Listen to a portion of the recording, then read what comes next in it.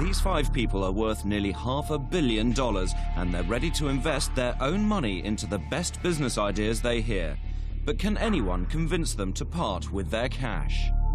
Everything that actually goes past a man's mouth or into a man's mouth has to filter through the moustache. You have totally put me off going out with men with moustaches.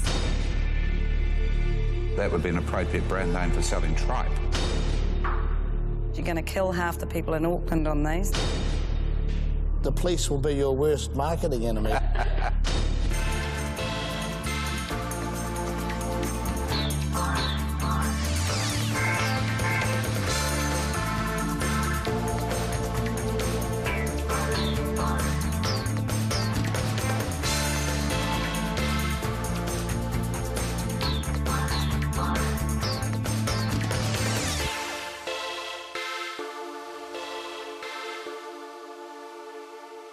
It takes a lot of nerve to venture into Dragon's Den, but for the fearless few, there's nothing to lose and everything to gain, as they come with the business ideas they think could make millions.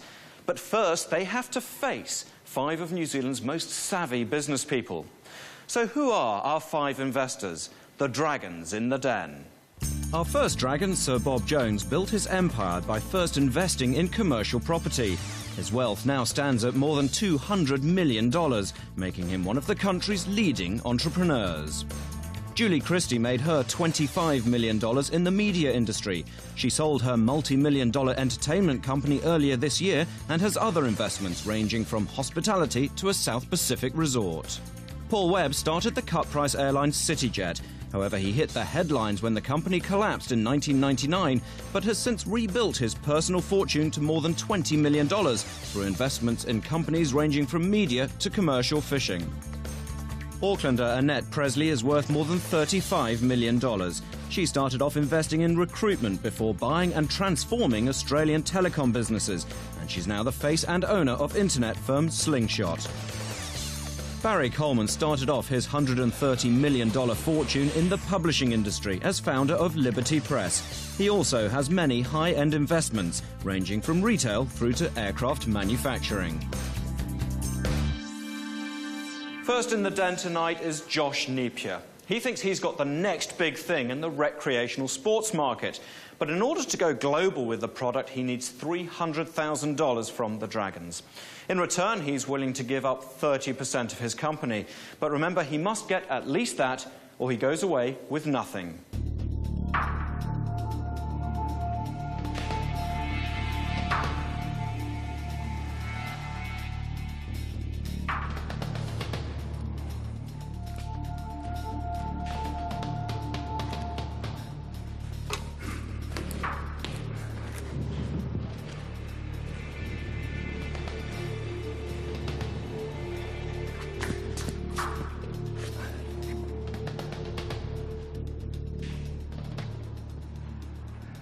My name's Josh. I'm here to bring some excitement to your day and to hook you up with a serious money earner.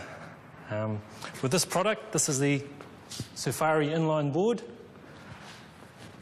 We've identified a niche in the boarding industry, and it's with to produce a product that truly simulates the experience of surfing or snowboarding, but it can be done on any terrain.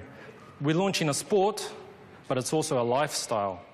In the 2001 census, more people had been surfing in the previous year than had played rugby. What we're bringing is a product that has all the appeal of surfing and snowboarding, but without a lot of the inherent limitations, such as waiting for waves to come or waiting for snow to fall from the sky. What we've got is a product that's right here, it's right on your doorstep. You can step out your door, you're away, you're carving, you're having fun. The snowboard industry is worth $6 billion. They sell 680,000 snowboards, and it's only part of the year. Now, what if snowboarding were a 12-month of the year business? There's one competitor in the market. They have virtually pioneered the entire industry. I'm very familiar with their product. I was even national champ in 2003. This is the result of overcoming their limitations. We want to be the next Quicksilver, the next Burton snowboards, or something like that. These are billion-dollar players because they made the boards, they created the industry, and now they're supplying that industry with everything that they need. There's no reason that these can't be something like that. What's the deal? What are you looking for? $300,000 in return for 30% stake. Josh Napier believes his two-wheeled cross-country skateboard could take the extreme sports world by storm. His entrance into the Dragon's Den was impressive enough, but are the Dragons convinced it's a toy worthy of $300,000 investment dollars? What I noticed when you two rode in was that you rode a big wide circle. It looks to me like it's not nearly as manoeuvrable as, for example, a snowboard. It needs speed. The faster you go, the more responsive it becomes. But if you put a triangle of metal frame in the middle and then a seat on it and some handlebars, it could be a terrific thing. Can I make that suggestion? I'll give you a name for it. You can call it a bicycle. And it'd be a hell of a lot better. I'm a passionate snow skier, so are my children. I don't see that for me as an option, and I don't think my son would either, just because, you know, you go skiing, you want to be part of the snow, it's the whole experience. Sure. Obviously, you don't frequent the forums that I do on the internet, but I don't know. Hybrid carvers are a big thing at the moment. The domain's right here. We had an awesome ride yesterday, and it's got the wow factor. People stop and like, oh my God, what is that? You wouldn't be able to walk down a footpath in New Zealand if this is successful. And we've got these damn cyclists all over our footpaths now. One of these monsters comes lumbering down the footpath. I can see the police will be your worst marketing enemy. One of these comes past, you say, thank you for the profit I made on that. Well done, Josh. Josh is holding his own, but the Dragons are taking him to task about the bulky size of his Safari skateboard. Could the size of its potential profits, though, help them see past that? What do they cost to produce, Josh? These are around $600 to produce here. And what are you plan to sell them for? They're $995 at the moment. We want to retain that, but reduce our production costs. Who is your competitor?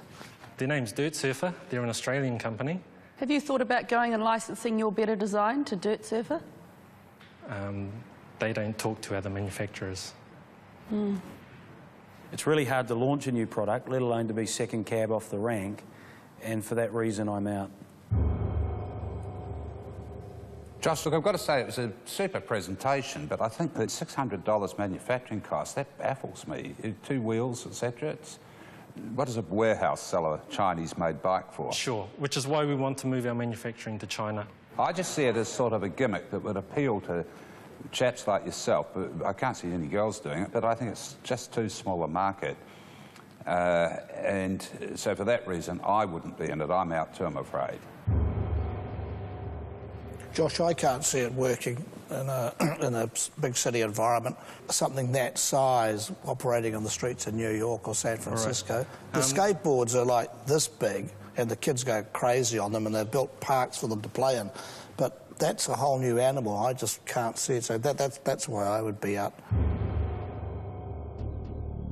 3 Dragons are out, and 2 remain: Julie Christie and Annette Presley. Do they see millions to be made from this extreme sport? Or is Josh's skateboard one investment that's just too likely to crash? Who would I know that is using this product that would give it an endorsement? What an absurd question. How does he know who you know? I see myself as New Zealand's answer to Jamie Oliver, if you like. If you do have schools that sell nothing other than your products, I'm astounded.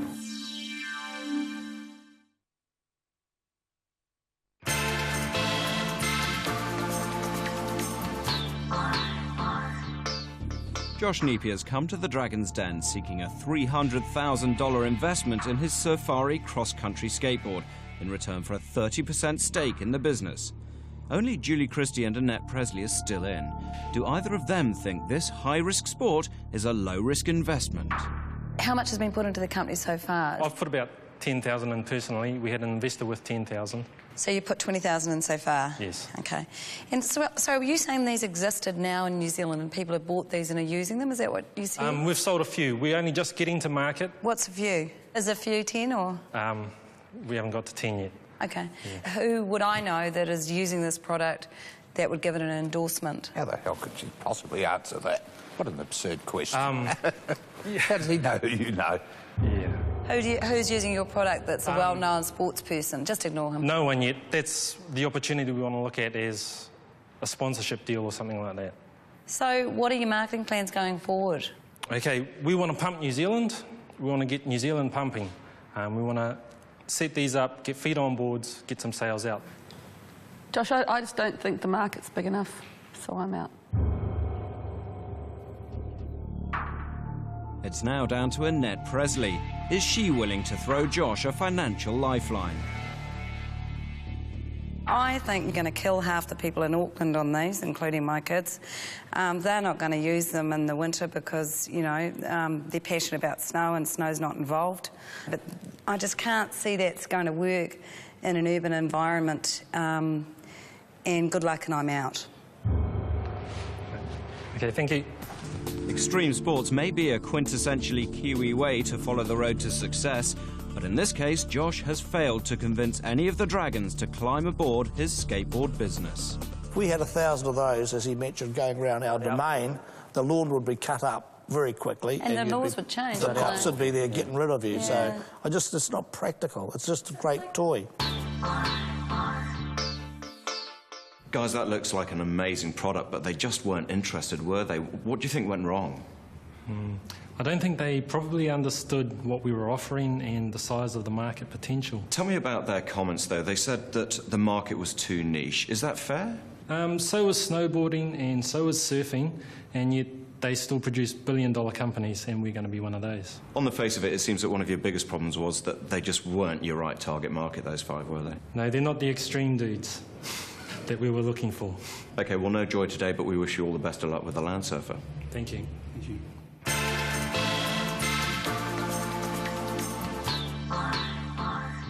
Fran Hume wants to change the eating habits of Kiwi kids, but she needs $250,000 to make her snacks a success. In return, she's selling 20% of her company, Yummy Tummies.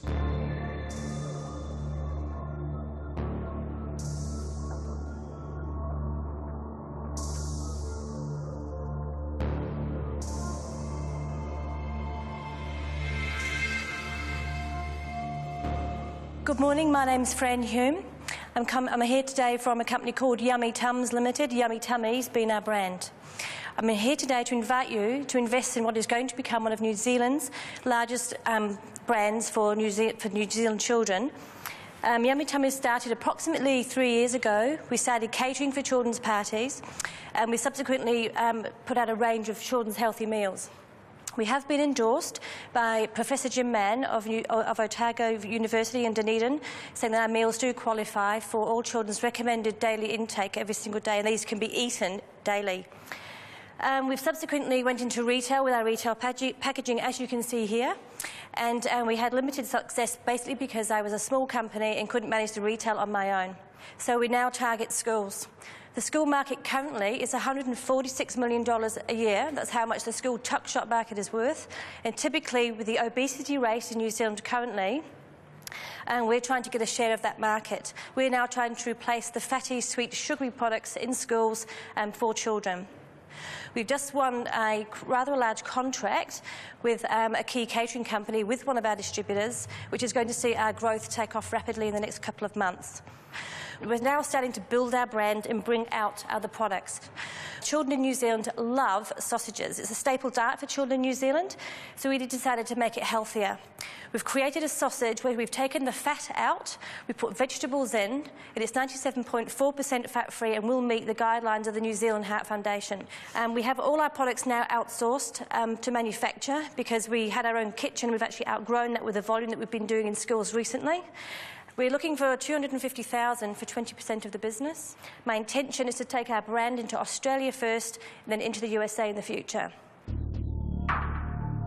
Fran Hume's pitch for her Yummy Tummies kids' food range has tempted the dragons, but is this a deal sweet enough for them to consider parting with the $250,000 Fran wants? Well, your timing's brilliant, isn't it? Timing's fantastic. Everyone's worried about fat kids. I see myself as New Zealand's answer to Jamie Oliver, if you like. Key thing, what does it taste like? because kids like fatty, sugary, salty stuff, as all humans do. So is this too in the goody two-shoes stakes? No, no. The made as you'd make them at home. On our packaging it says nutritious. And that's because, you know, we don't use processed meat to start our meals. We use lean meat and that kind of thing. They're not high in fat and they're not high in sugar. But we do use things like cheese. I mean, kids get different nutrients out of cheese than just fat. You call it just like mums? Yes. It's because it's made the same way. It's not highly processed. Maybe it's my children, but they would never choose just like... Or maybe it's my cooking. No, I have the same problem. Nanny's a My kids would like it to be called just like McDonald's. What I want to know is how you get the children to change their eating habits, because we know that children would rather eat fast food. But we are working in the tuck shops where the children are being taught nutrition, are being taught a different way of eating. You're convinced that you could get tuck shops to change to just your products? A lot of schools have already done it. If you do have schools that sell nothing other than your healthy products, I'm astounded. So I'm out, but I hope you do succeed. With 2 kids of her own, Julie Christie is one of the dragons Fran should have been able to entice. 4 remain, and it's been quite some time since Bob Jones was at school. Do they all have tuck shops now? No, a lot of schools are run completely differently. Some have parents that go in and run it as a profit. So kids don't take lunches to school? Yes, people still do, but a lot of them use the tuck shops as a way of making money. Well, one other thing, the name, Yummy Tummies, if you want to be grammatical about that, that would be an appropriate brand name for selling tripe. I'm just too ignorant about these issues, and for that reason of ignorance, I can't be in it. I can't go ahead. I can only wish you luck as well. Fran's business pitch has been given a roasting by the dragons, but 3 are still in the game. Do any of them see cold cash to be made from investing in Fran's hot meals? I'm interested, I'm thinking. No, I'm that's just trying to... As long as you like. Yeah. Well, I wouldn't go that far. Merely to capture waste that another machine's made is hardly strikingly innovative.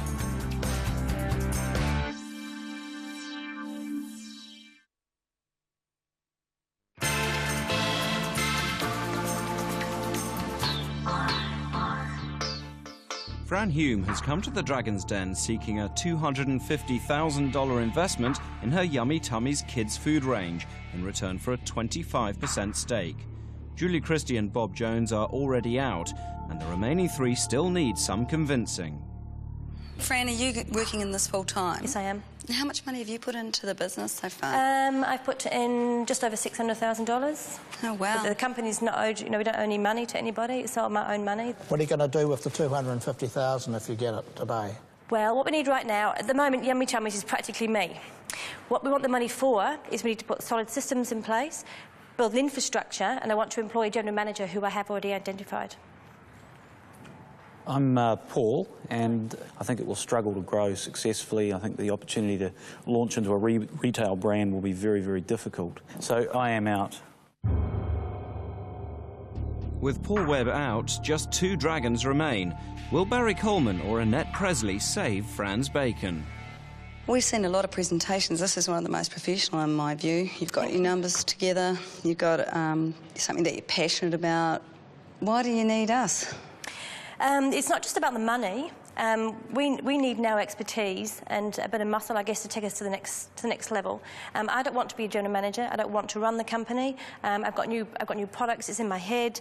I'm a salesperson. I like knocking on doors and opening up channels, that type of thing. So I want to take that role. I've identified somebody to run my business for me who's got all the experience we need from a day-to-day basis. And then now it's just to work with some professional individuals who can take us to the next level. So you in or out? I'm interested, I'm thinking. No, I'm that's just fine. trying to... As long as you like. Yeah. Well, I wouldn't go that far. Well, could I just clarify my position then? We're looking for opportunities for growth. So it's of no appeal to us to be offered an investment where the leading light then wants to appoint a general manager. They won't have your flair, they won't have your energy, and they'll be being paid a salary. So that's the worst thing you could do, in my opinion.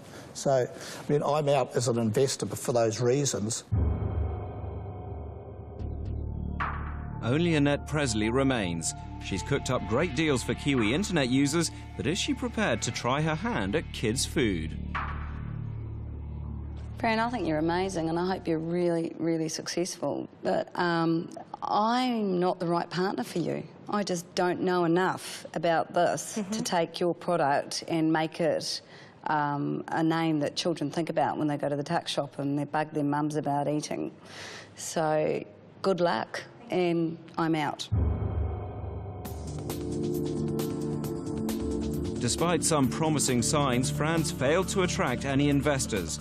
She withstood the heat, but leaves this kitchen with no extra cash. She's making a profit, she's passionate, she's a good salesperson, we need it.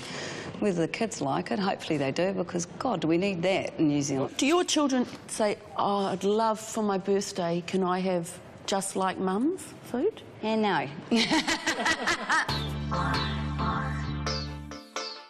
Fran, they thought you were great, they commended you for what you were doing. What was it feeling like for you? I think I started off nervously, but I really enjoyed it. I mean, as far as I'm concerned, we didn't come out with a success, that's fine. Maybe their backgrounds weren't suited to our business either, but I just really enjoyed the opportunity to talk to people like that. That's why I enjoy doing anyway, and I just feel excited about what we're doing, and I just love the opportunity. What about Annette? The situation looked as though, I mean, we all thought she might be in. She was looking at the numbers, she was looking at the figures. Barry then came in, pointed out where he saw flaws in the opportunity, and Annette sort of backed away, didn't she? Yes, she did, but rightly so, and I would probably challenge her on it as well. She didn't think that she had the right background for our business. Ideally, we would have liked somebody perhaps with distribution and food industry experience, which is what we're really looking for. I really commend everybody on what they've done, and yeah, I could have worked with either of them actually, but it's unfortunate, but we'll move on. We've got other avenues to look at, and we're just quite excited about what we're doing. Well, best of luck, Fran, and it'll be interesting to see where Yummy Tummy's is in 18 months' time. Hopefully in Australia. Thank you.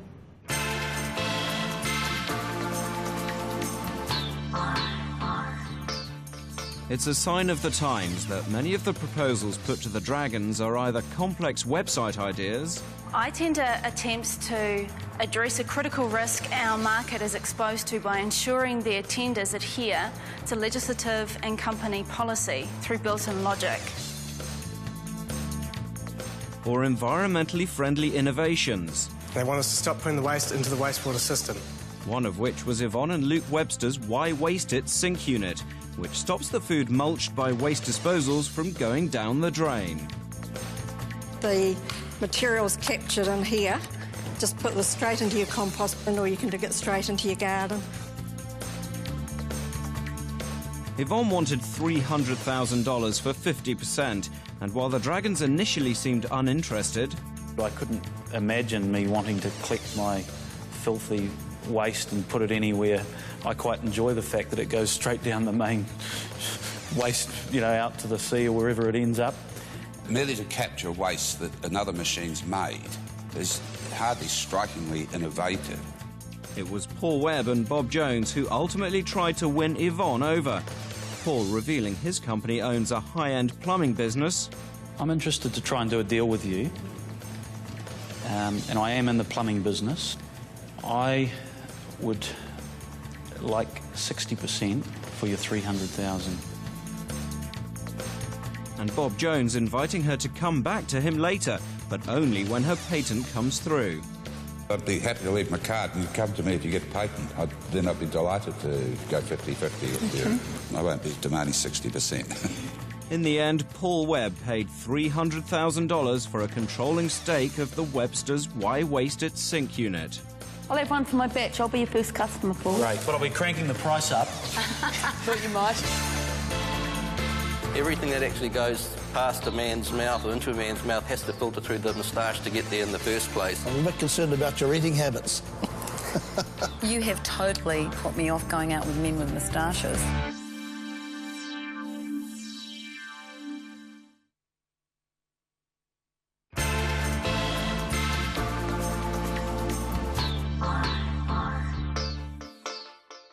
Bert Hartnett has identified a rather sticky problem, but he thinks he's got the answer. Will the Dragons agree and give him $175,000 for a 26% stake in his idea?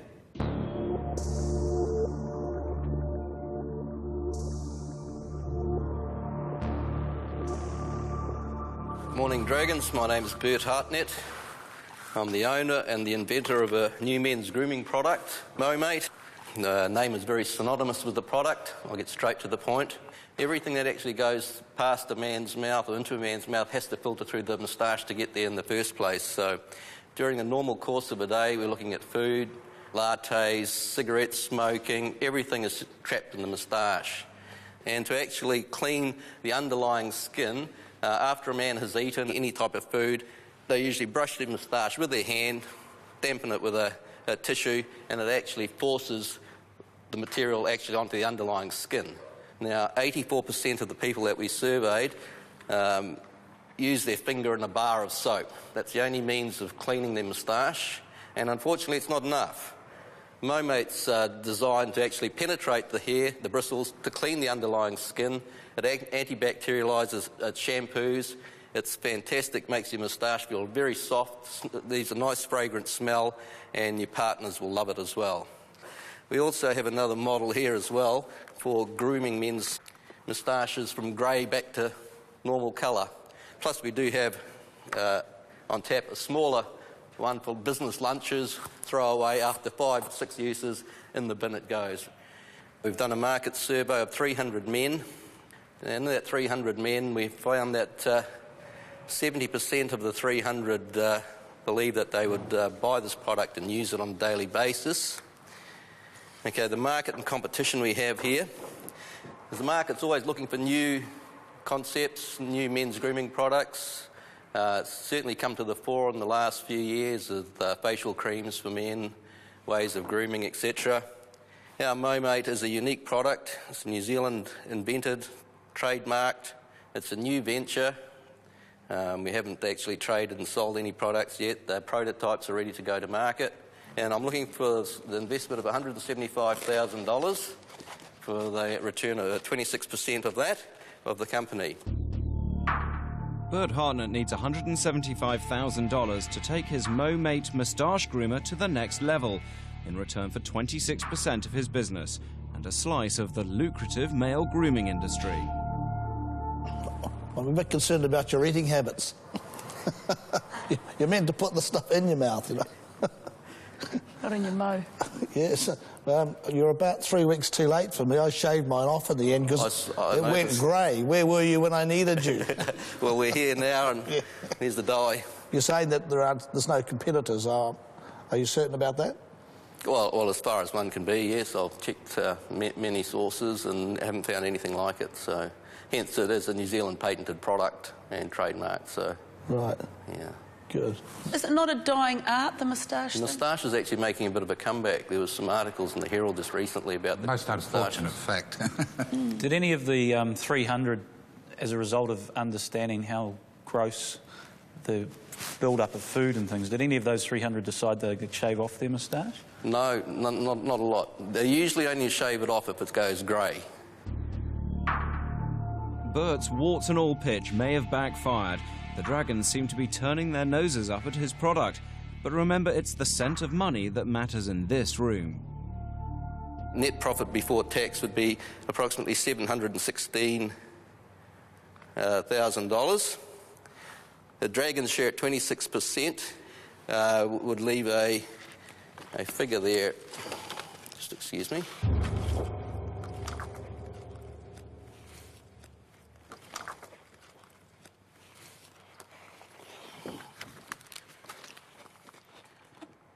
The Dragon's share would be $185,000, 878 return in the first year. That's based on selling 106,000 cans in the first year. Cost to produce at $2.20 a can, and we'd like to wholesale them at $10 per can. Your wholesaling price is nice and low, so you'd expect it to retail at, what, $20? The average price that the 300 people were interviewed, they'd pay $17.65 was the average price. Yeah. Yeah. Well, that makes sense. I just don't see the sustainability of those numbers. I don't believe for a moment that you could capture 70% of the moustache market and maintain it 100% of the time.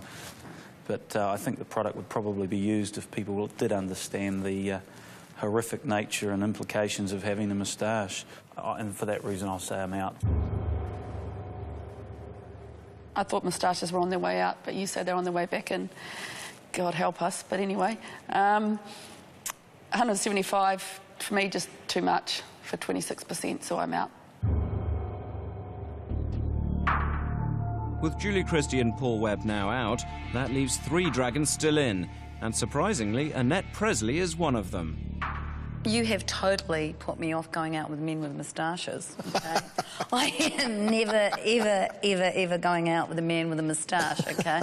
Fair enough. But apart from that, you know what? I just... Great presentation, good luck. I can't get inspired about men dyeing their moustaches and cleaning cigarettes, smoking food and things out of them, and I'm out. Only Barry Colman and Bob Jones remain. Both have a history of sporting facial hair. Barry a mo and Sir Bob a 1970s-era goatee. Could it be that this gives them a natural affinity with the mo-mate? I just don't think that market's going to be big enough to return sufficient profits long term. I think it's too niche, but I'm horrified at the facts of your presentation. I'd have shaved mine off 20 years ago if I'd known that. So I'm out. I wouldn't employ anyone with a moustache. I wouldn't. And I'd be really reticent about dealing with anyone. If they're making a comeback, I'm really sorry to hear that. So, you know, I can't get passionate about it because I don't approve of the existence of moustaches in the first place. So, I'm out for that reason. Thanks very much. Bob Jones and Barry Colman's conversion to 21st century facial hair fashion norms means Bert Hartnett's mo-mate has found no mates in the Dragon's Den. I find it hard to believe that moustaches are a growing market. Sad. I think you might be right, but... Because women are getting stroppier, and therefore women are saying don't have moustaches, I think. What about women? What about the women moustache market?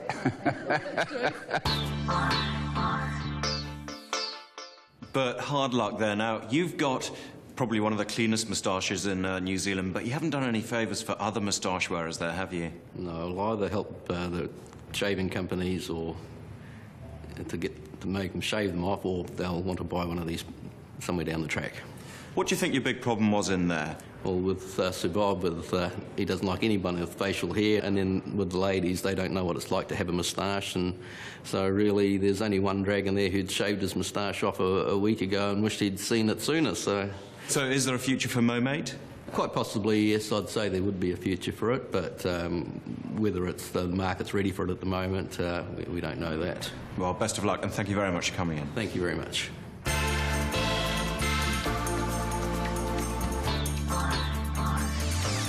Half the population must be sleeping on the floor if there's an average of 2.4 beds in every house.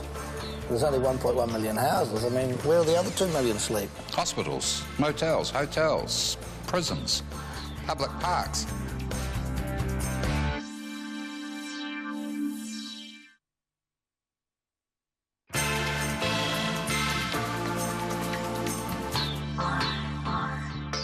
Husband and wife team Mark and Bobby Fisk have an idea to make millions that was born in the bedroom.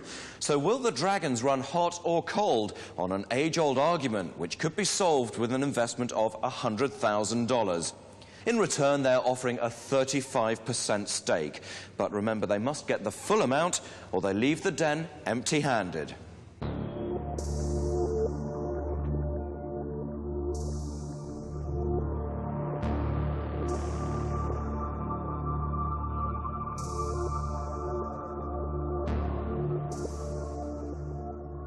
Hello, Dragons. Thank you for your time today. My name is Bobby. This is Mark. We're husband and wife. And if it's not too personal, I'd like to ask you, if you've been in a situation where you're in bed with your partner, you're really, really hot, he's really, really cold, starts the argument. We found that we were having this problem. There was nothing we could do to fix it, and we thought there must be something out there. We couldn't find anything. He decided, I'm going to find something, and so he did. Mark? Thank you, Bobby. I'd like to introduce the split duvet. The split duvet is a very simple concept. It's a duvet that joins in the middle of the bed so that we can adjust the temperature on each side depending on your individual requirement. Now, in some international research that we had done, there was roughly over 50% of couples have this issue, where one sleeps hot, one sleeps cold. So the duvet itself joins in the middle. We actually have 4 different sides, if you like, or different parts to it, which enables us, by stacking them in various ways, to get 14 different temperature combinations. The other advantage of the product, obviously, is that it will last you right throughout the year. So by adding or subtracting, you can end up with a warmer duvet, a cooler duvet for the summer, and of course those very annoying autumn and spring times when one day it's hot, the next day it's cold. So that's the product. Very simple. Simple idea, and as we know, sometimes the simple ideas are the ones that actually work. And it's worked for us and it's worked for other people, and we're delighted to have the chance to show you today. So what we're talking about now, ladies and gentlemen, is an investment opportunity. We require $100,000 in capital. Now, what we're offering for this is equity shares in the business of 35%. Now, I know that simple mechanics would say, so therefore we're valuing the business at roughly $300,000. In actual fact, I value the business far higher than that, but I'm also realistic enough to know if I don't get an investor, I don't have a business. Our expected return will be 25%, averaged out over 3 years, with an exit strategy of 5 times your original investment. So what I've got here is a growth business. Let's start off, get it going, and then move into the ultimate game. Bobby and Mark Fisk have devised a solution to a common problem for couples, a duvet that lets you customise warmth on your side of the bed. The Fisks need $100,000 to mass-produce the split duvet and are offering a 35% stake in the business. So how much of your time do you spend involved in the business? Over the last 3 years, I guess, where we've taken it from a concept through to testing the marketplace, I would suspect I've probably put in something like 6 solid months of work, and effectively what's held us back to date is simply having the capital in order to pursue it as you would a normal business. So is it profitable now? It's hard to say that really, because we had 200 units we sold through. It's not an operating business. So what's your cost of sale and what's your margin? Margin's 50%. I'm anticipating, with a very, very low or somewhat cynical view of sales, that we would probably generate $250,000 of net profit in our first year, rising through to about $2.5 million, should we capture 5% of the market. What market are you talking about? We're talking about the effectively major market bedwear, sub-market duvets within the bedwear market. So it's America, though? No, this is New Zealand. There's around about 250,000. There's only 1.1 million houses in the whole country. There's 450,000 duvets sold each year in New Zealand. The survey that we conducted... What do we do, eat them? The average turnover for a duvet is around about 3 years, so... If you asked how many beds are in New Zealand, we'd probably have 5 million, Barry, 4 or 5 million. We would. At least. So, Bob, there's roughly 2.4 beds per household, and there's roughly 1 million households in New Zealand. Mark and Bobby have done their homework. Their product fills a cosy niche, and a good night's sleep is one of the few things all consumers need. But do any of the dragons see the split duvet as a sound investment? I'd be keen to understand, what does your product cost in comparison to alternatives in the market? The wool product would retail through direct marketing at $300 and the polyfibre at $200. And what would a normal wool duvet cost in the market? Anywhere from just slightly under $100 through to around about $450. And what was the major retailer that you sold the 200 through? Harvey Norman. Right. Are they interested in taking more stock? Yes, they were, and last time we were in contact with them. We've also had expressions of interest from the likes of Briscoe's, Farmers, Kmart Australasia. I'm trying to keep going back to this, Mark, but half the population must be sleeping on the floor if there's an average of 2.4 beds in every house. There's only 1.1 million houses. I mean, where are the other 2 million sleep? Hospitals, motels, hotels, prisons. Half the population. The figures don't add up. Public parks. The survey we did, we asked a specific question, which was how many queen-size or king-size beds do you have in the house? Bobby and Mark, I'm Bob, and I don't have the difficulty Barry has. I think that you can't just look at households.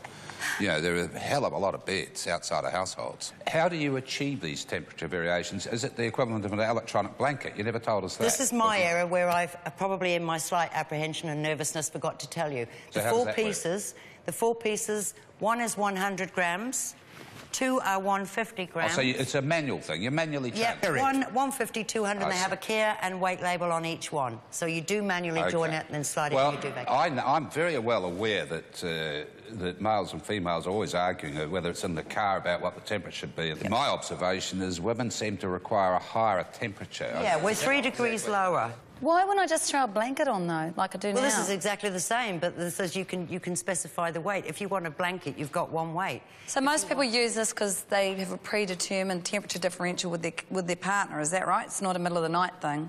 Correct. Generally speaking, what you'd do is you'd set it up so that you have the optimum temperature. If you have temperature fluctuations, we're not saying that this does away with the need for an electric blanket, for instance. What it is it's a more functional way of having the top coating as comfortable as the bottom coating. Wouldn't it be easier just to change your partner and get a more temperature? That's you, Bob. That's what you do. Yeah. Somewhat more expensive, though, Sir Bob. They are expensive. Only you can afford to keep changing wives, Bob. Could I ask, I was under the impression that the duvet market, the goose down, is the ultimate in duvets. Is that correct? No reason why it couldn't be done in goose down. We have had a request to do it in feather and down. Yeah. The goose down is effectively a individual liking. Some people prefer goose down, some people prefer wool. I just don't understand enough about it to invest in it, so I'm out. Julie Christie is out, meaning 4 dragons remain. Are any of them convinced a comfortable profit can be made from the split duvet? Well, I think this has been a very interesting presentation. I've learned quite a bit sitting here. It's just not me. I'm out. Can I just ask a question? You talk about there are quite a few retailers that want to sell your product, yes? So what is the value of the forward orders that you've achieved so far? We haven't taken any forward orders. Have they given you any indication of volume at all? Yes, they have given us some good indication of volume. Briscoe's, for instance, said that they would try an initial order of 500 and that they would look at turning over probably 1,000 units a month. I can't see a mass market for this, so I'm going to declare myself out at this point. Thank you, Paul. Just 2 dragons remain, Bob Jones and Annette Presley. Will either of them invest in the Fisks, or could we even see a 3-way split? Oh, I'm really sorry, I can't get excited about a blanket, but best of luck, I'm out. I think it's a very good idea, and it's very impressive, and I'd certainly be interested in pursuing it further with you. So at this juncture, I'm a qualified in. Thank you, Sir Bob. As Bob Jones says, he never haggles. And for 35% of their company, Bobby and Mark walk away from the Dragon's Den with the $100,000 they came for. Can I just make this observation? The people factor. Those 2 were well-dressed, smart, succinct, and, you know, that's a huge thing. When you're getting into bed with somebody, you look at the people as well as what they're offering. And those 2 came across very well, I thought. Bobby, Mark, that seems so simple. You went in there, you showed them what you got, you came out with 100 grand.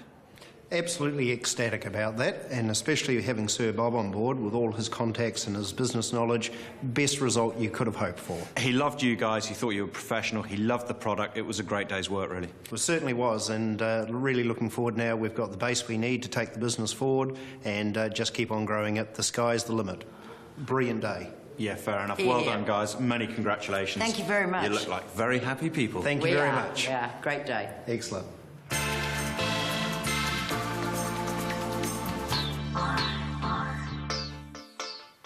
So far, the Dragons haven't been shy in putting their own money into worthy ideas. Tonight, $400,000 was invested in a waste disposal unit and a temperature-controlled duvet. But where there's a success on Dragon's Den, there's also disappointment. No one said business was easy. Goodbye. I'm not religious, but a lot of people are. You've got the devil's number. I think anyone going around with cufflinks with a photo of his boat on them would be a real tosser. I'm just struggling to work out how you are making any money. You can't build a building without putting up a safety rail. Oh, before you were born I was doing this stuff. Please don't preach to me.